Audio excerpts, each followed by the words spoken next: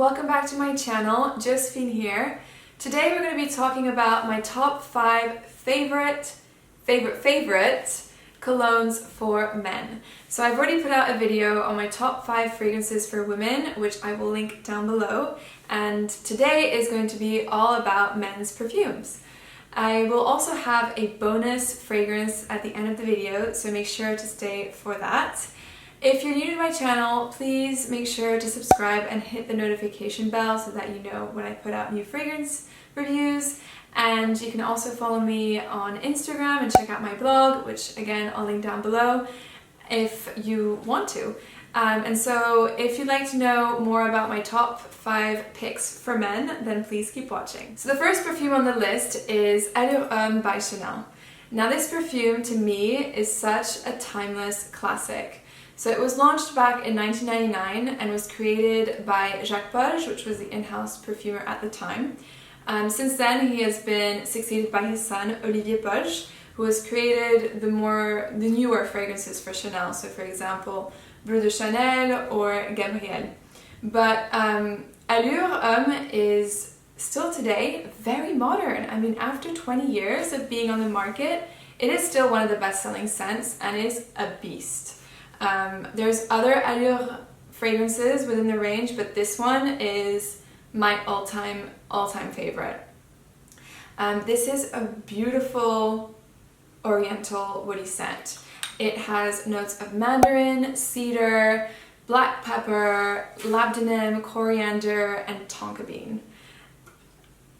And it is just, so good. This is such a sexy scent. This is a laid-back sexy. It's not trying too hard. It's not like an in-your-face sexy where you're spraying this because you want to be noticed. Like fragrances that I can think of that have that effect is Armani called Profumo or Bulgari Man in Black. This one is very laid back and a really cool sexy. If I had only one scent to recommend as a signature scent out of all of the perfumes I'm talking about today, it would be this one. Like, this scent is indispensable. You need to have it in your wardrobe, okay? The reason why I'm saying this is because it's very versatile. You can wear it during the day, during the night, during the day.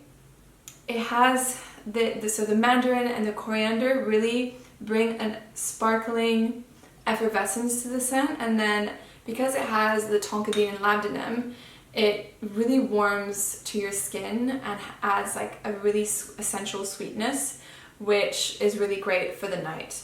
And I feel that you could really dress this perfume up or down, so you can wear it, with like casual wear, or you can also wear this with a suit. It is a stunning scent and definitely at the top of my list. The second perfume is also a Chanel fragrance, and it is Bleu de Chanel Eau de Toilette. So there's been other versions that have come out since this one. There's been an Eau de Parfum and also a pure perfume, I believe, that came out either earlier this year or last year.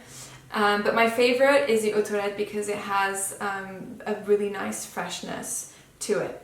Now, Bleu de Chanel belongs to the Fougère family of perfumes, which is very much associated with masculine scents. Although in recent years there have been a few feminine perfumes that fall into Fougère.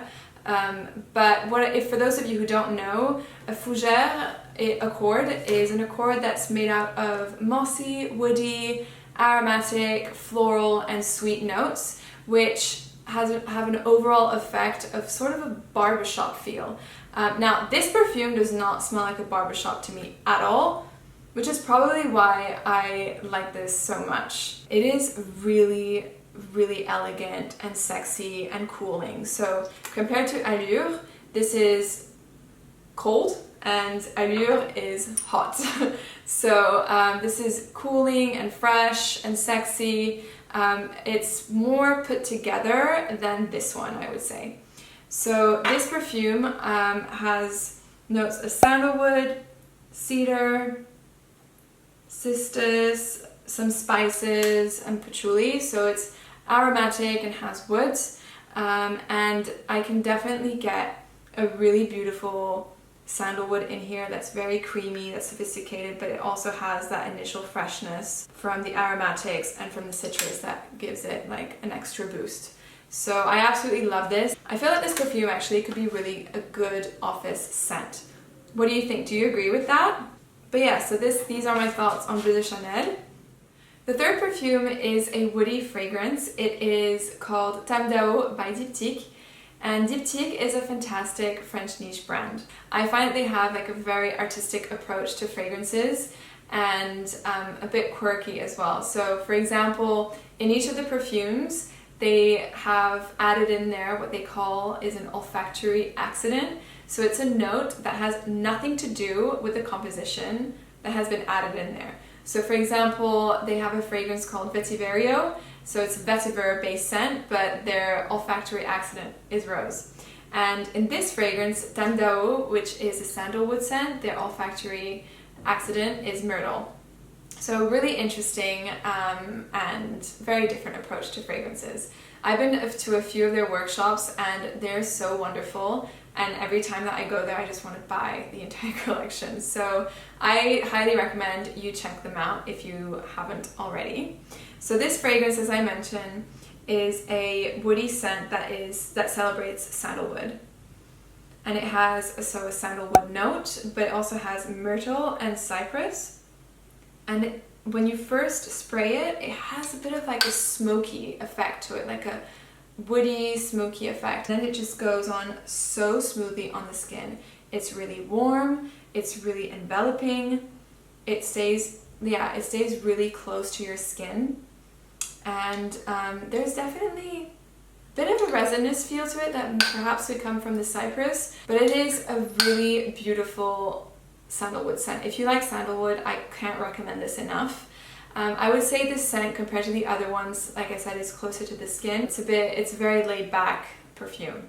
The fourth fragrance is a fragrance by Dior, and it is Dior Homme. I only have a little sample vial here. This was part of my perfumery training kit when I was in perfumery school, but it will do. I'll put up an image on the screen of what the bottle actually looks like. This is the Eau de Toilette version, the original version. So there's also other versions, I believe there's Dior Homme Intense and Dior Homme L'Eau, which I find just doesn't have the wowness factor of the original, so I would recommend the original. Essentially, this fragrance, out of all the perfumes I talked so far, is the most manly. So it has a really interesting iris note, which is what I love so much about this perfume.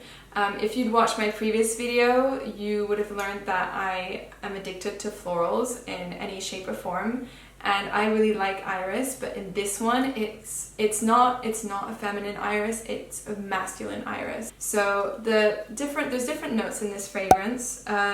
There's some spices, so cardamom, there's of course iris, vetiver, lavender, bergamot, amber, cacao, and patchouli. And when I smell this initially, so when you spray this initially, you get that lavender that adds a powdery touch to the overall composition and really complements the iris very well.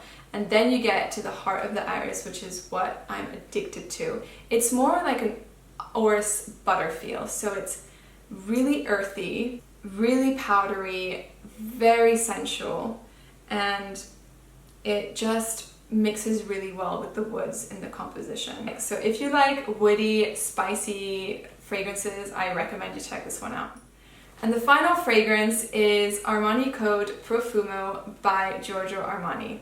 Now this fragrance is a newer addition to my collection, but I love it so much. So you know how I was saying that Allure Homme is more of like an understated, cool, laid-back sexiness? This is the in-your-face sexy. Like, you are wearing this because you want to get noticed.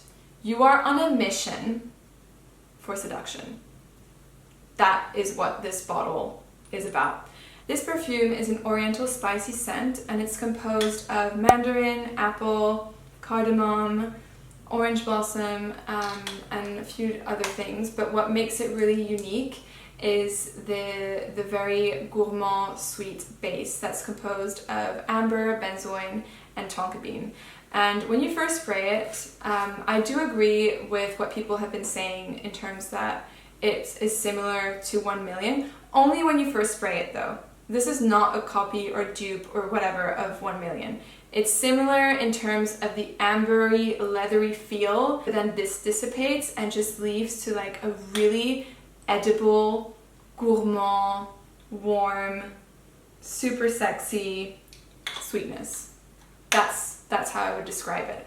So if you want to smell edible and really sexy, I recommend this. This is a perfume that would be great on a first date. It also has a fantastic longevity. I sprayed this before going to dinner one time and I could still smell it really strongly on me the next morning when I woke up. So fantastic longevity, and it has moisture protection. And this is definitely the strongest out of all the perfumes that I've shown, so I highly recommend this scent.